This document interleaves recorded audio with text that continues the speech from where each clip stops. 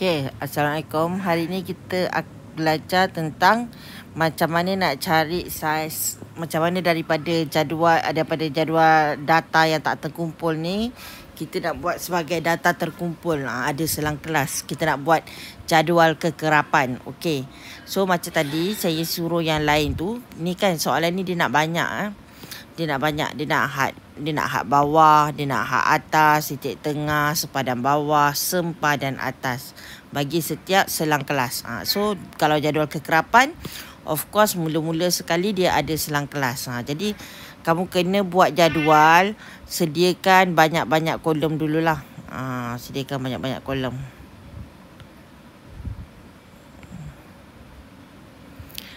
Sangat-sangat ni. Okey, sediakan banyak-banyak kolom. Apa yang kena ada dekat kolom ni? Ni memang kalau jadual kekerapan kena banyak-banyak kolom lah. Okey, apa yang kena ada kat sini? Pertama sekali ni kita kena letak selang kelas. First kita kena letak selang kelas. Okey, tapi dekat selang kelas ni kita tengoklah ni apa? Ni dipanggil masa dalam minit. Jadi dekat selang kelas ni kita tulislah masa minit. Sebab data yang dia bagi tu adalah masa. Kalau tinggi-tinggilah, kalau berat-beratlah. Masa minit ni kita akan letak selang kelas. Kemudian sebelah dia kita akan letak kekerapan. Sebelah dia kita akan letak kekerapan. Kemudian had bawah, ikut je apa yang dia bagi tu. Had bawah, had atas. Kemudian titik tengah, kemudian apa lagi dia minta? Sempadan bawah dan sempadan atas.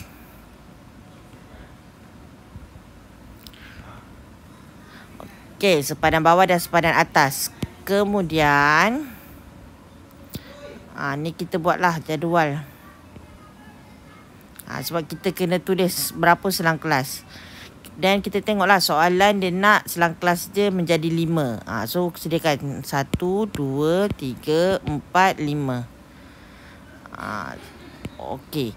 So jadi sekarang ni macam mana kita nak buat selang kelas dia? Pertama sekali daripada maklumat yang dia bagi ni, nombor banyak-banyak ni, apa yang kamu kena cari nombor yang paling besar. Cari julat. Julat tu adalah nombor yang banyak-banyak nombor ni, mana nombor yang paling besar, tolakkan dengan nombor yang paling kecil. So yang paling besar adalah dekat sini.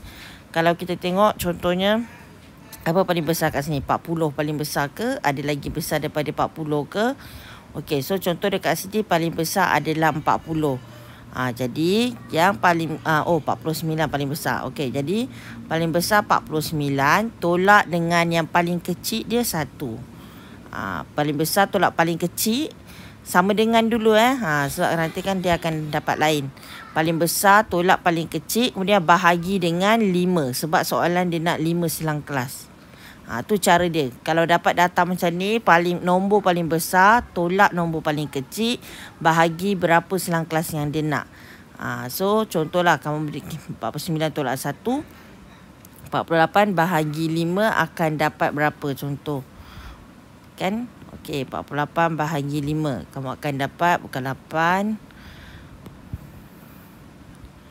Okey, kamu akan dapat 9.8 contoh.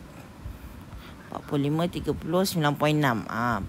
So kamu akan dapat 9.6. Bila dapat 9.6 ni kamu bundarkan. Nombor bulat yang terdekat adalah 10. Jadi saiz setiap selang kelas tu adalah 10. 10 tu maksudnya kenapa kita nak cari paling besar tolak paling kecil bahagi berapa selang kelas yang kamu nak ni? 5. Kemudian kita bundarkan dapat 10 ni sebab kita nak buat selang kelas. Selang kelas mesti start daripada nombor paling kecil, iaitu 1 hingga berapa. Kita nak tahu 1 hingga berapa. So dekat sini kita kira tadi 10. Kalau kita nak cakap saiz selang kelas 10, kalau kita terus tambahkan 1 tambah 10, kita dapat 11. Salah sebenarnya kita kena kira 1, 2, 3, 4, 5, 6, 7, 8, 9, 10. Kita kena pastikan ada 10 nombor. 1, 2, 3, 4, 5, 6, 7, 8, 9, 10. Jadi 1 hingga 10. Sebab kita nak 10 nombor. Kalau kita buat 11, dia akan jadi 11 nombor. Okey, contoh selang kelas seterusnya lepas 10 adalah 11. 11 hingga berapa? Kalau kita 11 tambah 10 terus dapat 21. Tapi macam saya cakap tadi, kalau kita kira 11, 12, 13, 14, 15, 16, 17, 18, 19, 20.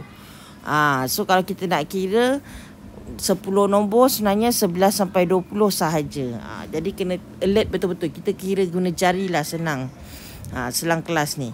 Okey, so sama juga. Lepas 20 berapa? 21. 21 10 nombor berapa? So sampai seterusnya.